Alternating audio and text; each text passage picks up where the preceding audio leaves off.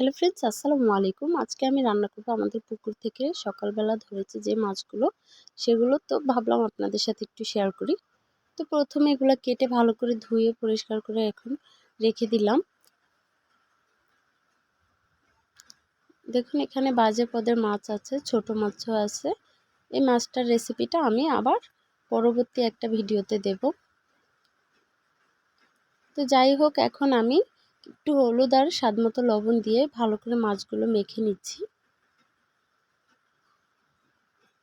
একটা কড়াইতে আমি দিয়ে দিলাম পরিমাণ মতো তেল দিয়ে মাছগুলো এখন একে একে দিয়ে ভালো করে ভেজে নেব।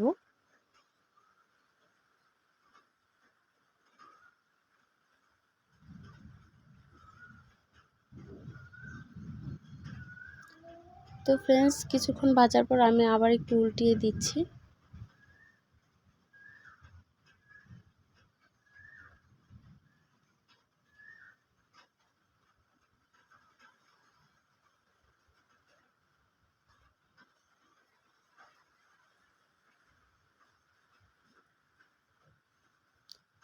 তো ফাইনালি মাছগুলো ভাজা কমপ্লিট হয়ে গেছে। এখন একটা কড়াইতে আমি দিয়ে দিলাম তেল, দিয়ে দিলাম পেঁয়াজ, রসুন, আদা, জিরা সব কিছু বেটে একসাথে দিয়ে এখন ভালো করে কষিয়ে নিচ্ছি।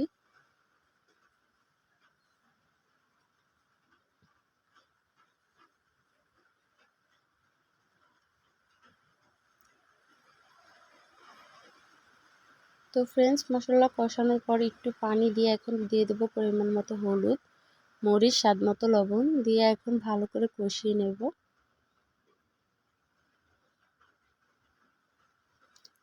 কিছুক্ষণ কষানোর পর ভেজে রাখা মাছগুলো দিয়ে এখন একটু নেড়ে চেড়ে রেখে দেব।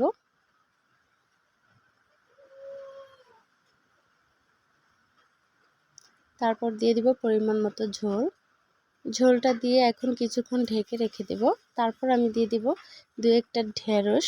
এটা আমার কাছে খুবই ভালো লাগে মাছের পাশ দিয়ে দিয়ে খেতে।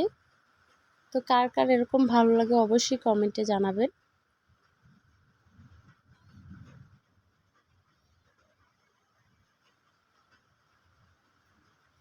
তো দিয়ে দিলাম আমি ধনিয়া পাতা। আজকে আকাশে অনেক মেঘ, কিছুক্ষণ পরই হয়তো বৃষ্টি আসবে।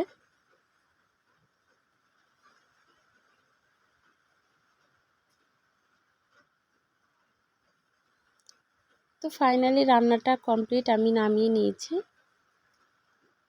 তো এখন পরিবেশন করার পালা। তো রান্নাটা কেমন হয়েছে অবশ্যই কমেন্টে জানাবেন।